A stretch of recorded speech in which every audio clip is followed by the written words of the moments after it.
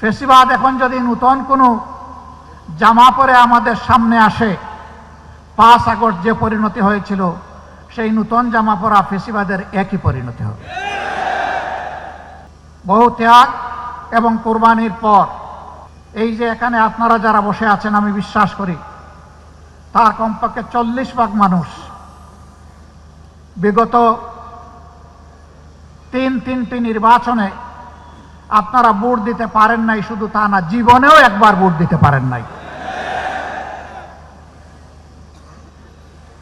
এই ভোট যারা কেড়ে নিয়েছিল তাদের নাম হচ্ছে ভোট ডাকাত। আপনারা কি নতুন কোনো ভোট ডাকাত দেখতে চান? আমরা নতুন কোনো ভোট ডাকাত দেখতে চাই না।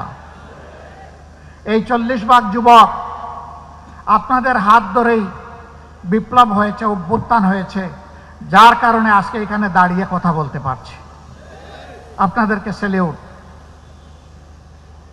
কাজ কি আপনাদের শেষ হয়ে গিয়েছে?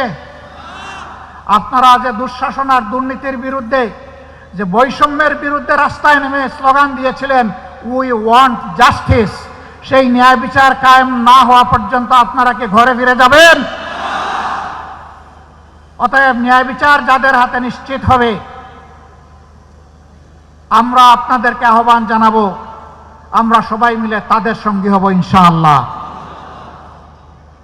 যারা নিজেদের দলের লোকদেরকে চাঁদাবাজি, দখল বাণিজ্য, মামলাবাজি, দুর্নীতি, সন্ত্রাস, পাথর মেরে লোক হত্যা, গাড়ি চাপা দিয়ে লোক হত্যা, এগুলা থেকে নিজের কর্মীকে যারা বিরত রাখতে পারবে, আশা করি আগামীর বাংলাদেশ তারা জনগণকে উপহার দিতে পারবে।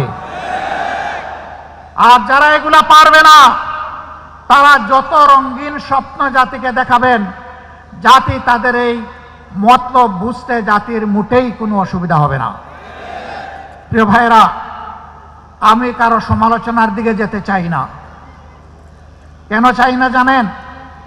আমি যখন ডান দিকে, বাম দিকে, সামনে, পিছনে চোখ মেলে তাকাই, তখন অন্তত ছোট্ট একটা জায়গাতে গিয়ে শান্তি পাই যে যারা ফ্যাসিবাদ কায়েম করেছিল এবং তাদের যারা মূল দোসর ছিল, এখন তাদেরকে দেখতে পাই না।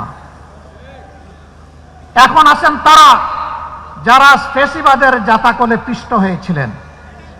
তাদের প্রতি, সকলের প্রতি আমাদের বিনয়ী অনুরোধ, ফ্যাসিবাদের যে কষ্টটা আমরা আপনারা সকলে ভোগ করেছি, মেহেরবানি করে এই কষ্টটা কেউ আর জনগণকে দিবেন না। কিন্তু এখনো দিচ্ছেন।